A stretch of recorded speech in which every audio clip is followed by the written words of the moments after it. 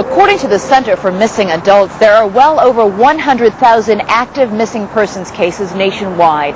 Police across the Bay in Oakland told us they get an average of 10 new missing persons cases every day. One of the many cases that crossed their desk 6 years ago remains one of the most baffling mystery stories you probably never heard. Land's End in San Francisco. Police bloodhounds found the scent here of a young woman who went missing without a trace.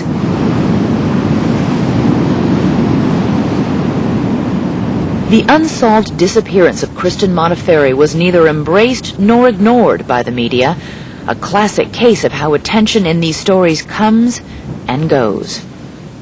I'd spent many hours on the phone calling all the television programs to try to get our story out. People need to know that there's not just Lacey Peterson missing out there. There are many others. In the summer of 1997, Kristen Modafferi, who had just turned 18, came from North Carolina to the Bay Area. She was going to live in Oakland and work in San Francisco. She had been there with us 3 years previously. We went out as a family, loved it, and we all did.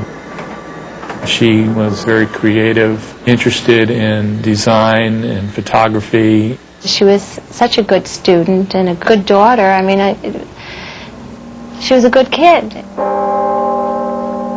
She was so happy. She found what she wanted at the University of California at Berkeley, a photography course.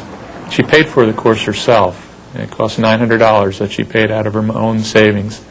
But unfortunately, she disappeared the day before the classes actually started.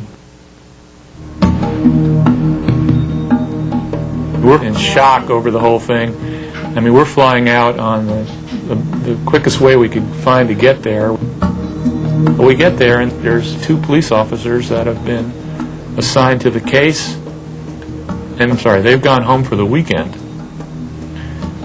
And I said, well, who else can we talk to? Well, there's nobody else that has any information on your case. That must have been enormously frustrating. You must have been sick with worry. And to be told, they're all gone for the weekend, come back Monday. Right. By which point she would have been missing a week. A full week. A full week. Kristen's 18th birthday was just 3 weeks before she disappeared. In police response time, that made all the difference. This would have been treated much differently had she been 17. But we're talking about a few weeks. A few weeks earlier, if this had happened, how different would this have been treated by the police? It's not that they didn't take this seriously. They did. It's just their hands are tied somewhat by the constraints of the law. She was a missing adult as far as they're concerned. We were so absolutely confused. Very quickly, we realized how important the media is in this type of a case. Very quickly. You want to get the word out. You want everybody looking for your daughter. You did get some publicity after Kristen disappeared. We got a lot of local publicity in the San Francisco Bay Area. We got a lot of local news coverage. But no national publicity? No national. Kristen Modafferi's mother and father wander the Bay Area putting up posters of their missing daughter. Her housemates called police Wednesday after she hadn't shown up for work. The good explanations of what could have happened are becoming harder and harder to find. I'm really worried. If you think you know anything about Kristen Modafferi's disappearance, the Oakland Police Department would like to hear from you. Local news coverage generated a lot of calls, most of them false sightings or dead ends. Then came one call police thought would break the case. A tip to a local news station saying, I know who killed Kristen Modafferi, I know why they did it, I know who did it, how they did it. The tip led police to this intersection and said Kristen was killed by 2 women after she'd spurned one of their sexual advances. The tipster said they murdered her in the backseat of a car parked at the corner of Market and Castro.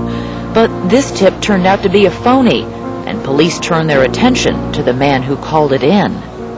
It's very unusual, very odd that somebody would come up with a story like this, and that's what's kept him in our focus for so long.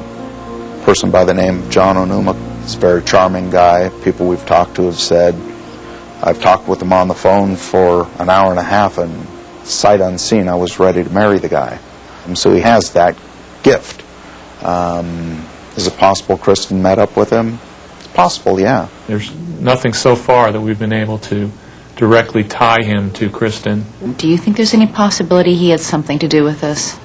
I think it's very possible that he could be involved or at least know something that he's not willing to admit about Kristen's disappearance. John Onuma called the Modafferis just 2 weeks ago to stress his innocence. When ABC News reached him by telephone in Hawaii, he admitted to calling in the phony tip, saying it was a bad mistake, intended at the time to get even with 2 women who had fired a girlfriend. Onuma says he has taken a polygraph which proves his innocence and that he's willing to take another. He says the police focused on him because they had no other promising leads in the case. We have no victim. We have no witness. We don't have anything. We just don't know what happened to her, and that's unusual in itself. She literally vanished into thin air. Unfortunately, she is missing without a trace. She left us nothing to go on. And I've looked at her bank records. I've looked at her Social Security number. There's nothing to indicate that she's alive or dead. There were some frustrating leads early on. Reports that Kristen was seen that day walking with a blonde woman on the second level of the Galleria Mall. That woman has never been identified or come forward. As time passed without any answers, media attention quickly faded. If you don't have a person arrested, it doesn't go anywhere. You have to have something new, and the public eventually loses interest if you don't have something sustainable. And that family has to be out there. Actively pushing for a search to continue. Are there any new leads? Has anyone seen her? And getting back to the media.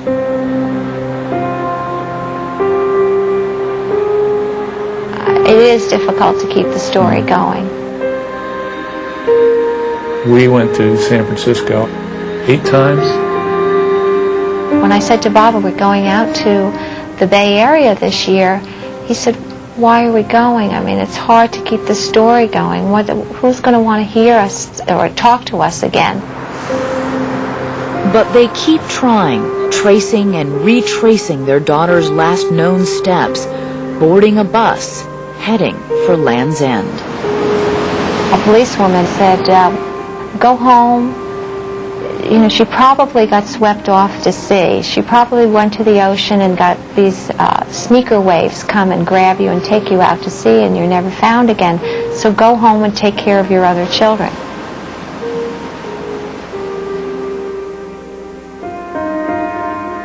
What do you think happened to your daughter? We honestly don't know. We've gone through every conceivable scenario that we could think of. Somebody knows something, and someday somebody will have the courage to come forward with that bit of information that will help the police solve this case. And that's what we pray for every day.